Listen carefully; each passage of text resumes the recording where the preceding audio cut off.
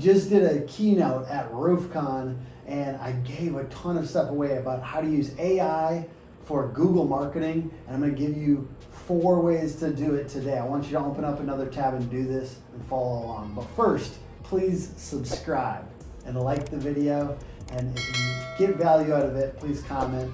We love giving value on this channel. I promise you, we are getting better and better with our videos. So here are the 4 things really quick. 1, we're going to talk about how to distill unique selling propositions from your Google reviews with AI. 2, we're going to talk to you about how to make a blog from a video, and to do that regularly, it could save you a ton of time. 3, we're going to talk to you about using negative keywords to get lower cost per lead. And 4, we're going to show you how to use AI to block bots and competitors from wasting your Google ad spend.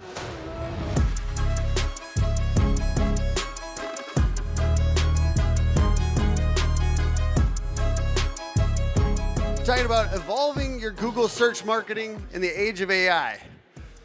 And the thing about search marketing is that it does require some strategy behind the scenes. I'm going to try to work a little bit of strategy in with the tactics. But we're not talking about anything hypothetical. Last year at this time, and people were talking about AI, a lot of you might have felt like you hadn't even tried it yet.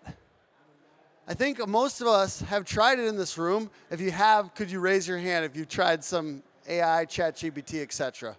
Okay, I want to give you 7 ways that you can use, and in particular, I'm going to do a lot of ChatGPT, but there's other AI in here mixed in, this now. And you can go to hookagency.com/prompts, and I have just a text note with there's like 5 prompts in there that we're going to be using today that you can copy and paste.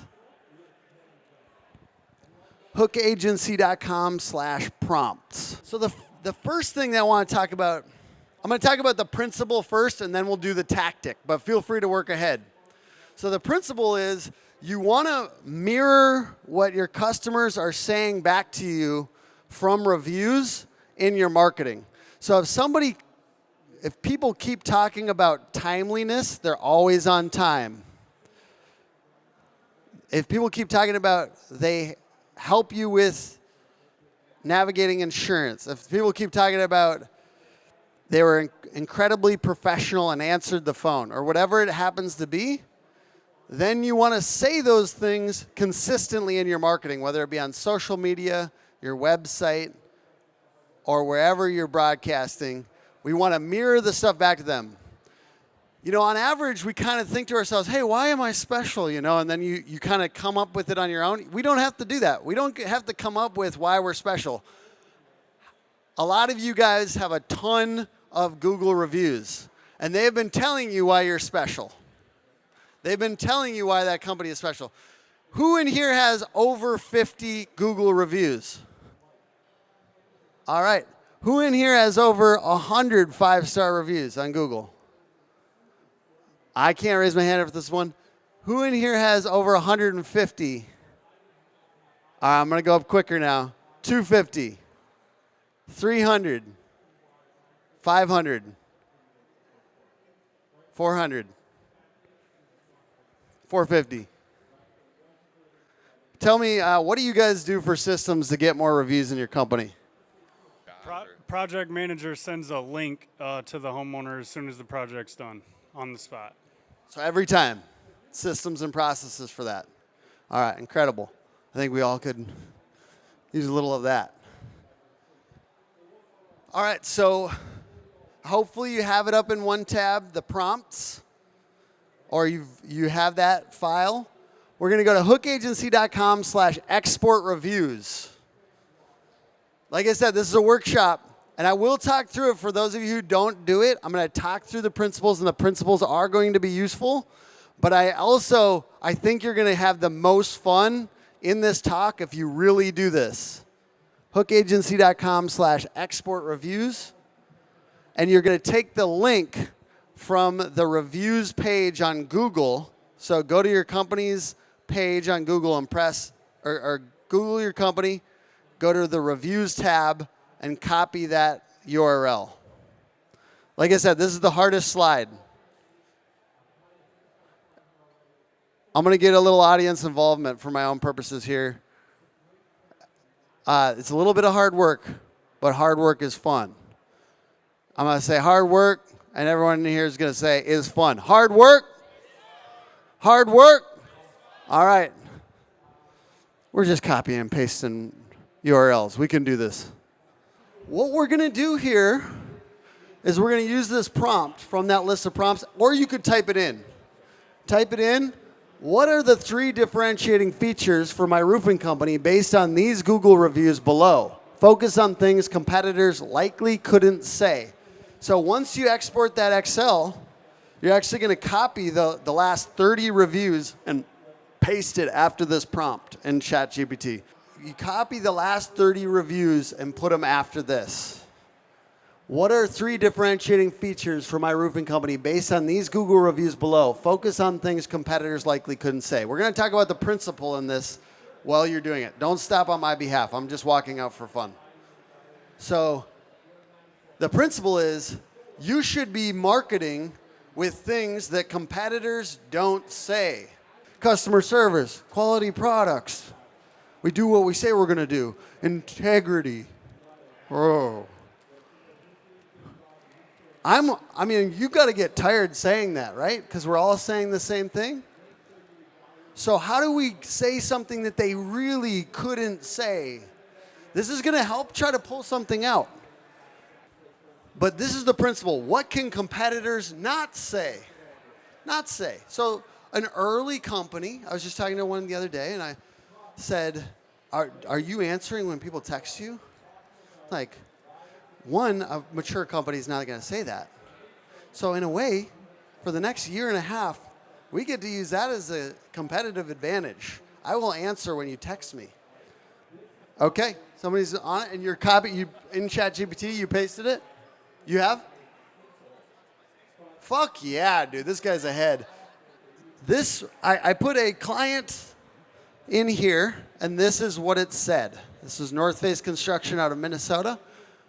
It said prompt and responsive customer service, thoroughness and professionalism, and going the extra mile. I really like these two. I honestly haven't heard thoroughness, even though that's a really good word. I haven't heard that a lot.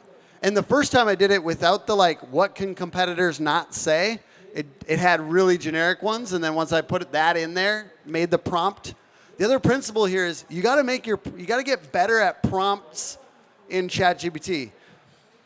Those first couple months when you were doing ChatGPT, or if it is your first couple months or whatever, you aren't that good at it. And we're not going to be that good at these tools. When it's early, we're not going to be that good at it. It doesn't mean give up. It doesn't mean that tool's dumb. It means this is going to be big, guys. And we need to get better and better at it and double down. And I'm not saying this is going to do all our marketing for us, but damn if it doesn't make things quicker. And let's try it. Let's try it. My client, we got thoroughness. I really like that, going the extra mile. Sometimes you sort through ChatGPT stuff. It spits out some stuff. Let's take the best of the best. Let's discard the rest, right? Another thing you can do, and the principle I think speaks to the one that we were talking about of putting the link in versus doing the last 30 reviews. We actually want to trim down. On average, ChatGPT is searching the entire internet. And has anyone read some misinformation on the internet before?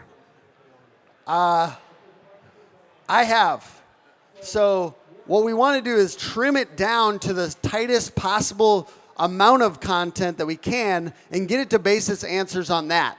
So in this case, I took a transcript. I actually went out and followed Dan Walrek, who's the $18.5 million sales rep, residential, by the way, $18.5 million in 1 year. I followed him around for a day, and he did a cold roof inspection. We had never been to that house before, a cold roof inspection, and he was talking about the things that he looks for and identifies.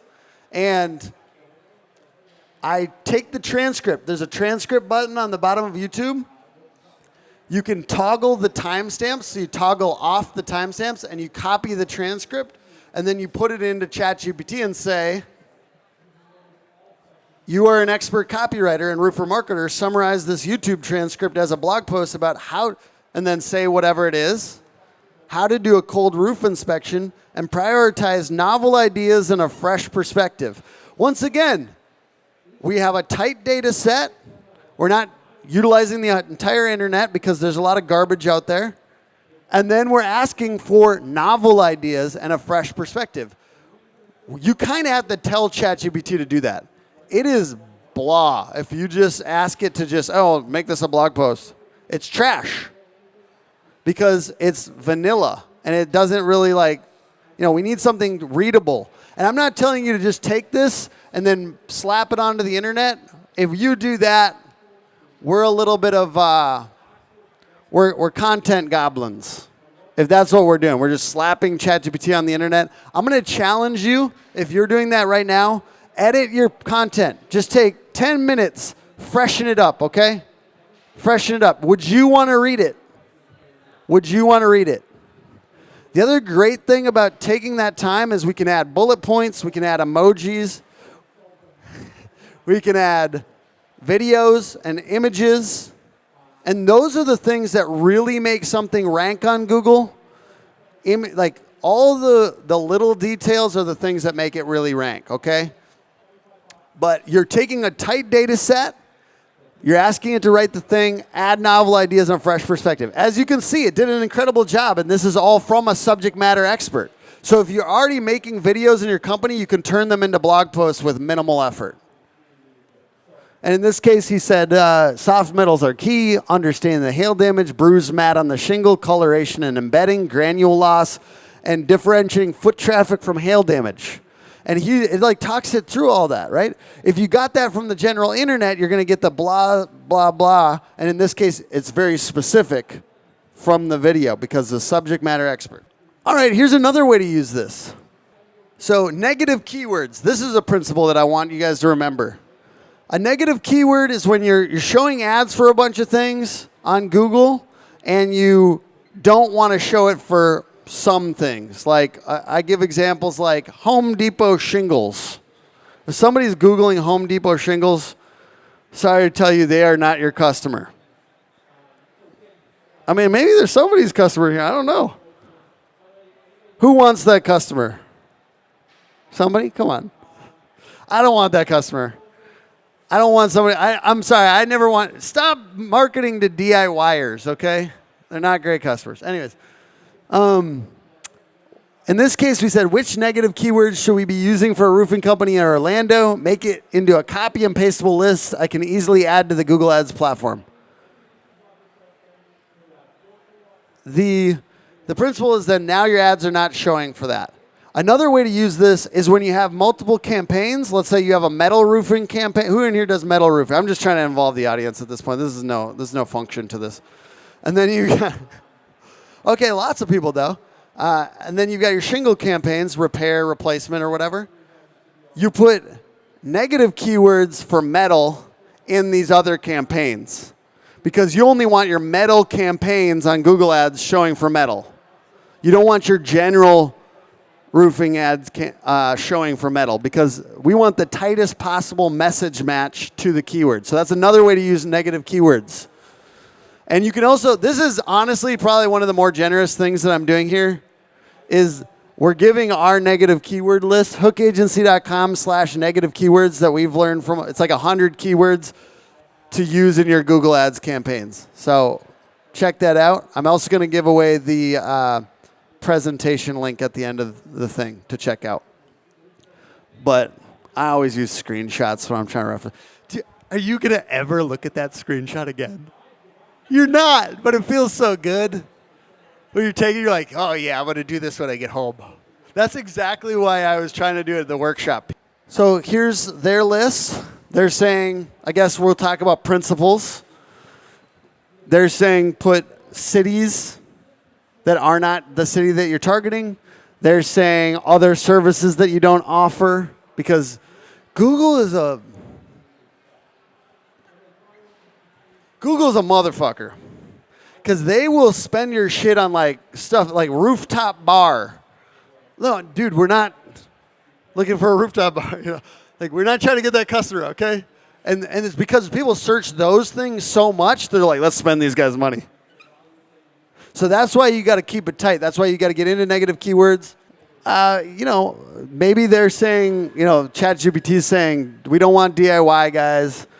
We don't want how-tos. Not when we're spending money. Not when we're spending Google ad bucks, right? Tutorial. Careers, that's a big one. How many people in here get the call or the email from Cruise from your ads? And you're like, you just clicked on my ad for that, dude? Don't click on my ad for that. I'm not going to hire you now if I was before. Cheap roofing. Cheap, affordable. Put those in your negative keywords. We're not affordable. No offense. We're not affordable. Who in here is affordable? The way I said it made it. You know what I said? No. We're not affordable, okay? We're value. We're mid-premium. We're going to do the right customer service. We care about people. We're not affordable. We're not cheap. All right. Use AI to block IPs on Google Ads. This one's just a tool. So you could just use this tool. If you're a Hook Agency client, we're already employing this on your account. Who in here is a Hook Agency client? Boom, boom, boom, boom. Hey, what's up, guys? Block bots and competitors from spending your hard-earned Google Ads dollars. Block their IP addresses. So as soon as somebody's sitting there clicking that ad, I mean, be honest. Who's done it? You see a competitor, you're like, fuck that guy. I've done it. I'm sad. I'm a competitive guy, right?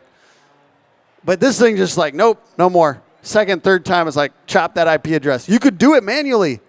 You could find out your competitor's IP address, and you could go put it in the blocked IP address list. I'm not doing that. This is great. So you can see an example. You know, it blocked 387 clicks. Spent an extra $2,600 on actual customers. I mean, like, ultimately, this is just allowing us to be more efficient. And that's what I think AI is. It's a big lever. Use it like a big lever, and don't expect it to do all the work for you. And if it's bad the first couple times, do experiment with it. I do think spending 20 hours with this technology, especially if you're a CEO, in the next year is a good use of your time. Not because it's this exact thing that you're going to use all the time, but AI is like, there are going to be some roofing companies that master this, the usage of this and other AI tools, and they are going to have a massive advantage. It's like those early adopters with social media. If you don't actually try to get better with this now, in a couple of years when there's some people in your market just using AI tools on a regular basis and kind of making things more efficient for them, they will have a competitive advantage. That's it. So that's why I think this year, 20 hours, I really recommend it. And I know we want to delegate this. I do think people want to delegate. They're like, okay, my marketing person, just go use AI, you know, or whatever. But I think, like, as a CEO, getting better with this stuff is going to help you. I use this for like more strategic. Like sometimes what I would give to a consultant, I make a long prompt with like every problem that I've got in my business right now, and like here's our stuff, and I'll ask it to like help me brainstorm ideas about how to make my culture better. I use it for other stuff because it's just think of it as like a brainstorming tool. And if you could just, don't just do whatever it says, but like look at the list, come up with a few things that are good about that. It's a very good brainstorming tool. All right, everyone. Thank you guys so much. Thanks for coming.